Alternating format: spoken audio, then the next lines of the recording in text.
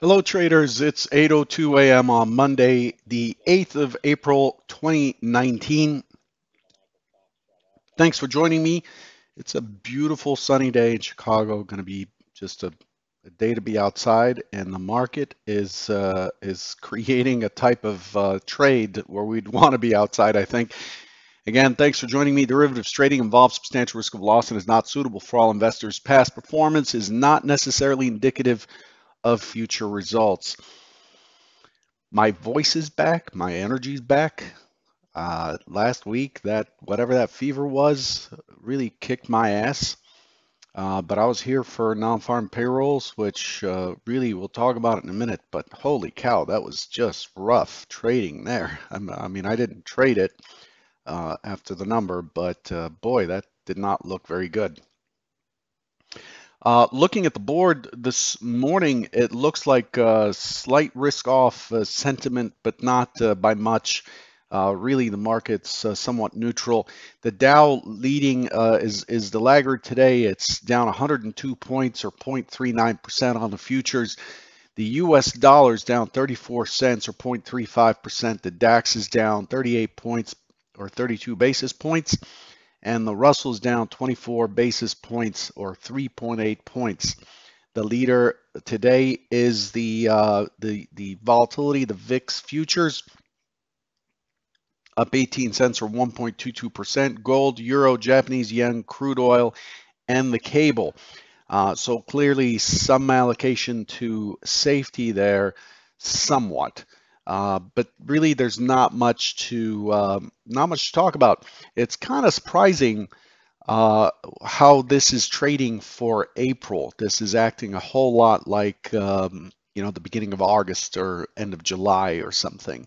Um, so we'll we'll see how that shakes out. But the market is doing the thing it does when it is in a grind up.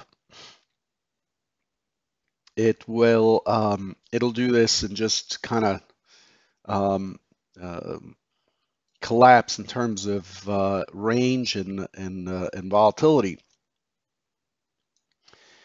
So that's how things are looking this morning coming in. Looking at what's on deck for our calendar, we have U.S. factory orders. It's a lower importance number at 10 Eastern, or a half hour after the open, expecting negative 0.6. The prior is plus 0.1%.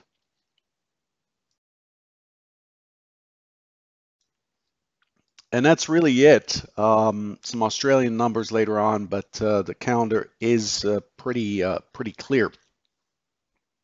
So uh, let's uh, let's see what we do with our review. So here's the review segment. So here, um, coming into Friday, we see that we broke out of a two-day balance outlined in pink there, and we were opening in a gap up. The expectation is for the market to revert back to the upper end of the range of Thursday and then to push forward into 28.9675. You can see that stock zone. The key stock zones for the day were 28.8475, 28.89 quarter, and 28.9675. The high at that point was 28.9325. Actually, yeah, the high at that point was 28.9350. And so the expectation was for us to push a little bit into Thursday's range around that 84 area, and then turn around and push into 96.75. Secondary scenario is it's unable to find the sellers to push down into close the gap, and it keeps a small gap open and then starts working its way to 96.75, consolidating before pushing to 2800 and getting resistance there on the first test from below. Here's what actually happened. There's the entire day in one shot. We opened up at 28.90, and what do? We test up and then we test down into 2886.75, leaving a 1 point gap, a 1 point gap there, and then we turn around and go to 2896.50. Remember, 2896.75 was the big stock zone above. The current stock zones that you see here are for today. They're not in the past. They adjust a little bit depending on the action. And then we just go into this ginormous zipper. Um, Zipper structure consolidation. As you can see, the profile has a bit of a P shape to it. It moved away from the low pretty decent. It had a pretty good rotation coming up off the low and then continuing to squeeze higher versus the down rotations. See, the negative rotations are pretty small, and it remained almost the entire session above the mid. Was basically tracing on top of VWAP. Very choppy, very scalpy type trade. This is the kind of trade where back in the day when I used to scalp heavy, I would run up 3,000 round turns, just basically having bids and offers all over the book and just playing for 2 ticks here, a tick there. That game is of course much more difficult these days, but this is the kind of action that really paid off on that approach once we see that the market really isn't going anywhere. To just play the book, you stuff the book essentially, which is now illegal. Um, so we ended up with a P-shaped profile. We continue our upward skew. We do have a higher low on a gap, so we have a bit of a gap and go situation.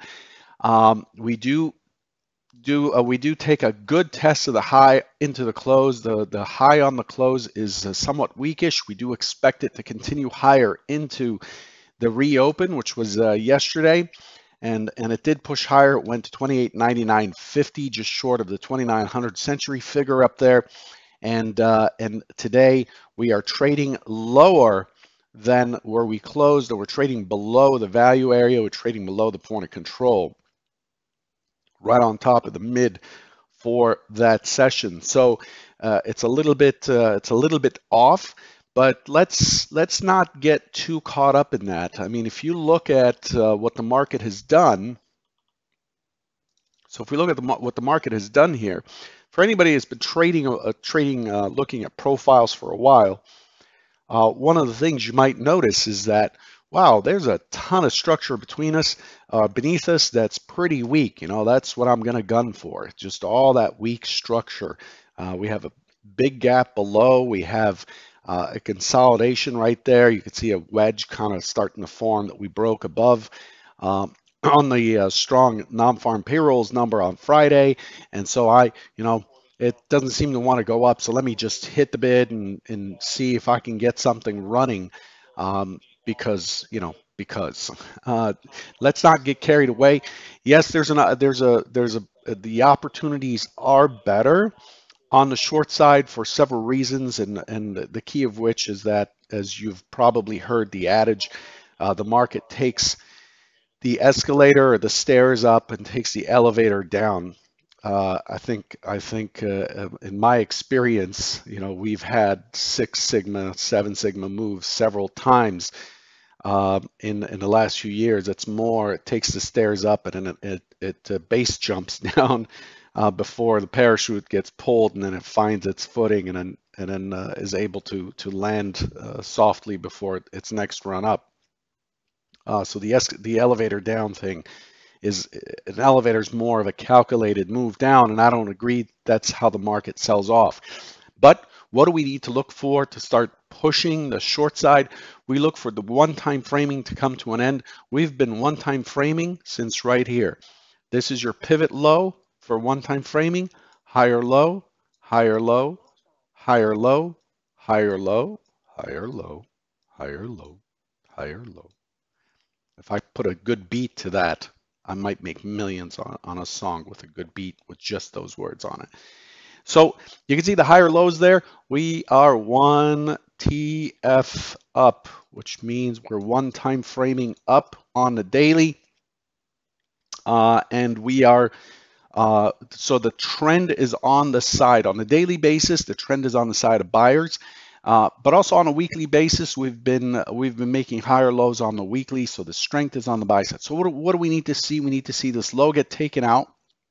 We need to see the market then have an impulse down. We need a 40-point down day that does not retrace more than 50%. Now I'm starting to hammer on the short side or the short side scenarios and looking for gap fills, looking for weak structure, looking for weak structures below, looking for low volume nodes, looking for the good stuff, right? So those are the opportunities. Um, those are the opportunities that would be created on the short side. But beware of wanting to generate that opportunity internally, like wanting to find reasons to be short or convincing yourself to market the short side's better and therefore unbeknownst to you, creating a short side bias in a market that is clearly indicating higher. Do not fade what you think the market will do. Just trade what the market actually does. So really important to see that. Coming into the overnight session after Friday, what we have today is really low, relatively low volume, the lowest overnight volume in a bit of time. That profile is fugly. That profile is so ugly, its mother is denying that it gave birth to it. It's so bad. I have no idea what to make of this profile, except that it has a really high kurtosis. It has high compression, which means that a move away from here. Now, we don't have the volume though. See, if we had this much kurtosis is this. A normal distribution looks kind of like that, right? And um, and a high kurtotic distribution has the same number of samples, except it looks like this. There's the value area or the first standard deviation is very tight in those environments. This is an environment that's more likely to be volatile. Um, this is an environment where the move is likely to be stronger, except that the sample size or the population is not high enough. That I can sit here and go, well, it's loaded. There are a lot of people who've taken positions in a really tight range, between 28.94 and 28.90. This thing is compressed like hell, and if it starts to fall below 28.89, we may see an explosive move as people start to cover, cover their shorts or longs or whatever, and then it starts to cascade. It starts moving, switching moving averages, blah blah blah, and then we have a decent move away. We just don't have the volume today. So what we have is a small double distribution here. I have to actually, unfortunately, stretch this thing to actually see what it looks like. Okay, don't get fooled here. There's no range. There's no range to talk about. It's just 10.5 points overnight. But it almost has a double distribution where we opened and traded for a bit here. But since the Asian Open, this thing has been selling off until the European Open somewhere in here, where it just went completely sideways. There were some German numbers that came out. And they came out pretty decent. The trade balance number was pretty good, and that's a high importance number. But we have a line here. We have a line here at 29.96-ish, where we can gauge if the buyers are able to lift and push through. Okay. And so this is where we stand. It looks weakish overall. It looks weakish overall, and so the why do I say it looks weakish? We're below the prior day's close. We are below the prior day's point of control. We are below the current day mid, and we are below the current day VWAP. Okay, and we are right in the consolidation with the point of control near the lower quartile of the range. These are all kind of negative inputs or inputs to the short side. I shouldn't say negative because mm, I can make money going short, right? So it's not really negative, but it's more short side supportive. So what are we looking at in terms of what the plan is for today? Let's set that up. So what are we looking at? Let me turn off the master levels, kind of clean this up a little bit. All right, so it unfortunately, I generally run this chart at 60 points. It's a 15-minute intraday chart, just a pit session. And then on volatility, I go to 120 points to see what's further in the range. And at 60 points, man, this thing is really tight. So this morning, what are we looking for? Aren't you glad to have me back? Energized? Just kidding. Um, we're opening in range, just outside of that value, potentially in value, really important inputs. Okay, so that's the opening location. Now we need the opening type, which we can see based on how it reacts on the open. What kind of business is done on a Monday morning on the open? And so I'm looking for an open auction in this situation. I'm looking for this to test higher. I'm looking for buyers to come in and buy the dip here, balance out the overnight inventory, potentially even test a high. But overall, I'm looking for a push lower to the low end of Friday's range and a potential fill of this 1 point gap that exists between Friday and Thursday's balances, and for a push into 2883. This is not a far cry. It's only 13 points, which 13 points in this environment, not too bad, right? Because Friday we only got 11 points after non-farm payrolls at 11 points. So 13 points to the downside. Any further push is likely to retest Friday's low before it continues lower into the next stock zone at 78.75 and then potentially 73. The next key area down is really 28.58.75. So if it does it, it does it, but not likely.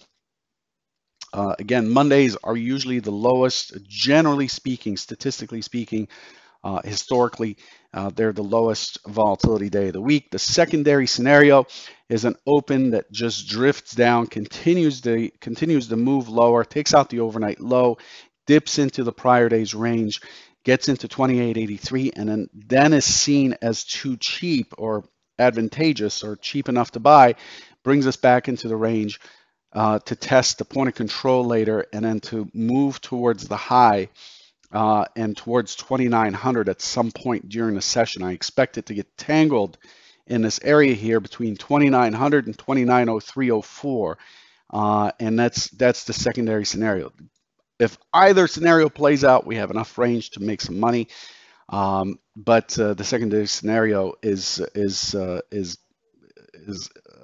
kind of a long distance, is a little bit farther out in terms of probability than the primary.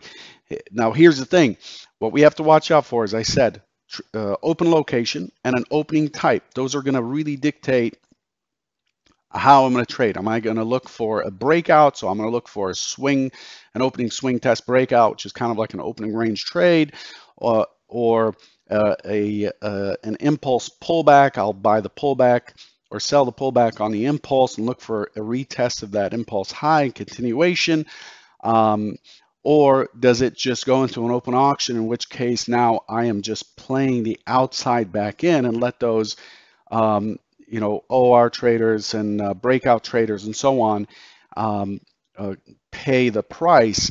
Don't want anybody to get hurt, obviously, but there's just you've got to identify who you're trading against and what the market is like, rather than blindly going in and trading whatever plan there is, which, by the way, has an edge too, right? If you just do it consistently over time, hopefully there's an edge there. But for me, I need to see what it's like. So if it pushes up and it starts to get really heavy or has a really hard time getting through this 96 area, then I'm going to look to sell. I'm going to look to a rotation through the open to the other side of the opening swing, look for the overnight low, look for that stat, the overnight stat to be taken, and then look for it to push the low. So I'm looking for 10 points there from 96.75 to 86.75, which is the gap zone fill, and then hopefully starts to test the 83 prior point of control, naked point of control, and close, and so on and so on. You dig? I'll leave you with that. I'm out of time. This was a long one. Thanks for joining me again after my fever-stricken uh, absence last week. Hope you're all healthy and well. Had a great weekend. Take care, everybody, and I'll catch you tomorrow. Take care.